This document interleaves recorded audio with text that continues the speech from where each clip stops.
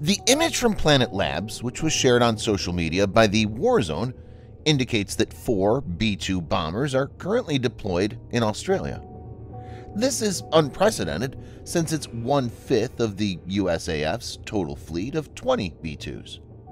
The 4 B-2s in question belong to the 509th Bomb Wing at Whiteman Air Force Base, Missouri, to support a Pacific Air Force's Bomber Task Force. The first 2 of them had arrived at Amberley on July 10th, while the second batch of B-2s arrived on July 12th.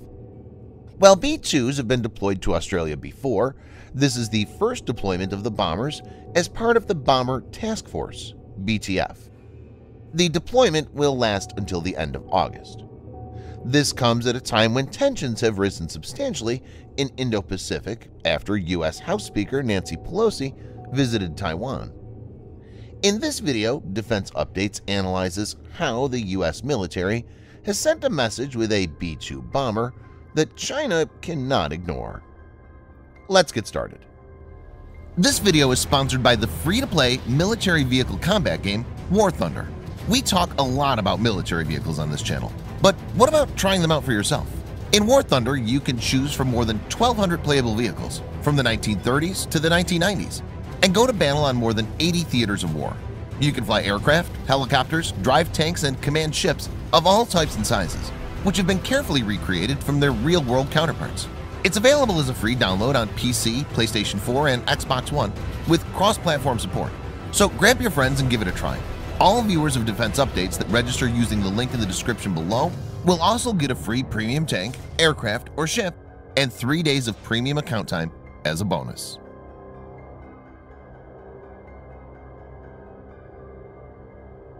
A spokesperson for the Australian Department of Defence, DoD, told Janes that B-2s throughout July and August will be involved in various Australian Defence Forces (ADF) exercises, such as Coolandong and Exercise Arnhem Thunder. The Coolandong 2022 ended at the end of July, with the soldiers from the Australian 13th Brigade battling the fictional enemy played by the U.S. B-2 bombers also participated in the exercise. Training and operating with our Australian partners has been an absolute blast, said Lieutenant Colonel Andrew Kausgaard, commander of the 393rd Expeditionary Bomb Squadron, in a USAF statement released on July 12th. Kausgaard further said that the B-2s will also conduct engines running refueling, while Australian equipment and air refueling with the Australian KC-30s, while noting, "It's important for us to demonstrate that we can accomplish that mission from diverse locations in the largest combatant command in the world, and that's exactly what we're doing here." According to Kausgaard, this deployment of the B-2s to Australia demonstrates and enhances the readiness and lethality of the U.S. long-range penetrating strike force.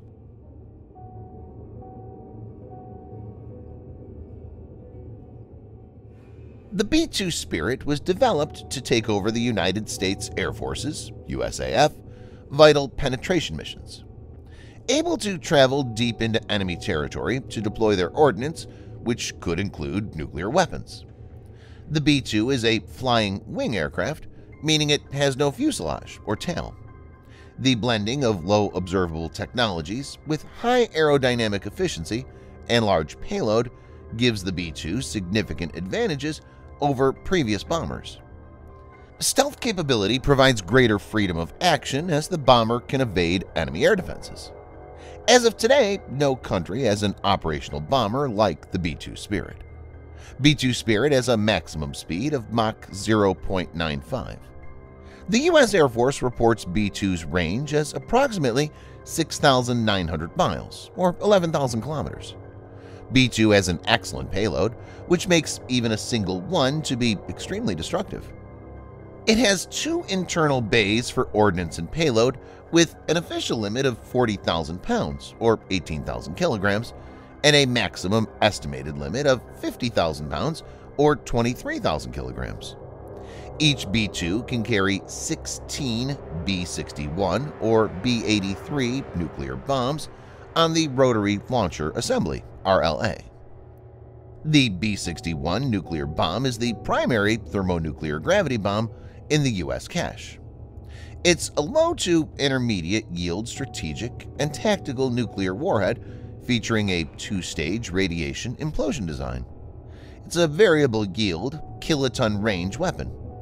Tactical versions, mods 3, 4, and 10, can be set to 0.3, 1.5, 5, 10, 45, 60, 80, or 170 kilotons explosive yield.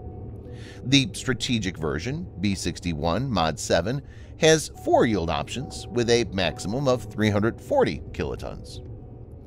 The B-83 thermonuclear weapon is a variable yield gravity bomb developed by the United States in the late 1970s, entering service in 1983. With a maximum yield of 1.2 megatons of TNT, it is the most powerful free-fall nuclear weapon in the United States arsenal. B-2's payload capacity enables it to carry not only a significant number of nuclear bombs, but also allows it to carry a huge cache of conventional ones too, like GBU-38, GBU-31, AGM-154 Joint Standoff Weapon, JSOW, AGM-158 Joint Air-to-Surface Standoff Missile, JASSM, and GBU-57AB Massive Ordnance Penetrator.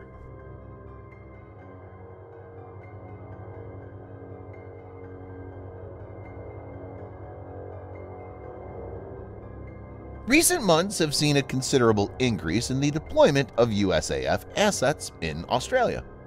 For example, in March, a USAF B-2 Spirit conducted a mission in the Indo-Pacific with 5 different fighter aircraft, which include 2 F-35As, 2 EA-18 Growlers, and 2 FA-18F Super Hornets from the RAAF, 2 F-16Cs, and a KC-135 tanker from the USAF. The People's Liberation Army Navy has launched a massive naval exercise in 5 areas around Taiwan that overlap with the island nation's territorial waters. The growing presence of the USAF's nuclear-capable B-2s in the Indo-Pacific sends a powerful message to China, since B-2 bombers are one of the 3 legs of the U.S. nuclear triad that also includes Minuteman III ICBM and Trident II SLBM armed Ohio-class submarines. B-2 is one weapon China will be very wary of since there's no reliable counter against it. Thanks for watching. Subscribe for more videos like this. Hit the like button if you find the video interesting, and kindly provide your feedback in the comment section. This will help us improve.